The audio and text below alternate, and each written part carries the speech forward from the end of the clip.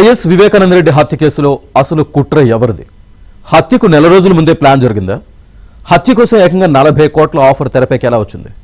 ఆ 40 కోట్లలో 5 కోట్లు ఇస్తామని ఎర్రగంగిరెడ్డి ప్రలోభ పెట్టారా? అసలు ఈ డబ్బు వెనుక కథ ఏంటి? హత్యకు ముందు జరిగిన ఆర్థిక లావాదేవీలేంటి? కుట్రలలో ఎవరి పాత్ర ఎంత? కోట్ల డీల్ వెనుక అసలు మాస్టర్ మైండ్ ఎవరు?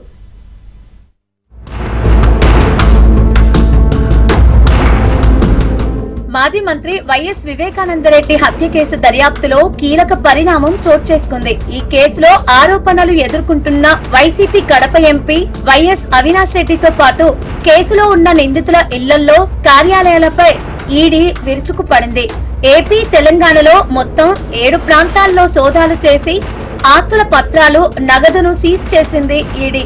వివేక హత్య కోసం భారీ స్థాయిలో నగదు చేతులు మారినట్లు గుర్తించడంతో ఈ కేసులో హవాలా ద్వారా నగదు, మనీ లాండరింగ్ జరిగిందన్న ఆరోపణల నేపథ్యంలో ఈడీ రంగంలోకి దిగింది. హైదరాబాద్ పులివెందులలోని అవినాష్ రెడ్డి నివాసాలు, కార్యాలయాల్లో అధికారులు తనిఖీలు చేపట్టారు.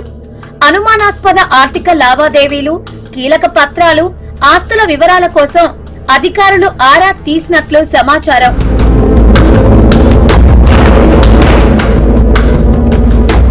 పులివెందులలోని దేవిరెడ్డి శివశంకర్ రెడ్డి, ఎర్రగంగిరెడ్డి, సునీల్ యాదవ్ ఇళ్లలోనూ సోదాలు చేశారు.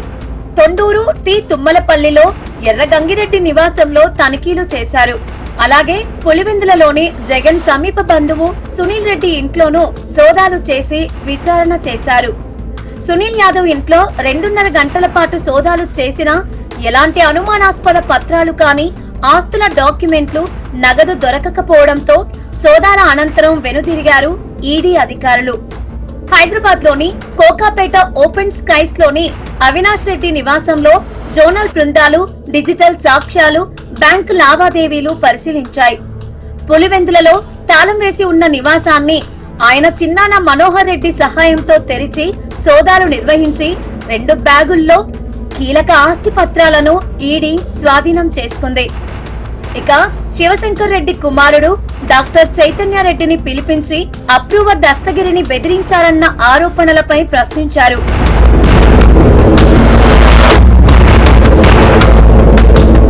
సిబిఐ దర్యాప్తు సమయంలో వివేక హత్య కోసం నిందితులకు 4 కోట్ల సుపారీ మాట్లాడినట్లు, అందులో కొంత నగదు చేతులు మారినట్లు నిర్ధారణ అయ్యింది. ఈ నేపథ్యంలో ఆ భారీ మొత్తం ఎక్కడి నుంచి వచ్చింది, ఎవరి ఖాతాల నుంచి జమ అయ్యాయి అనే కోణంలో ఈడీ లోతుగా విచారణ జరుపుతోంది.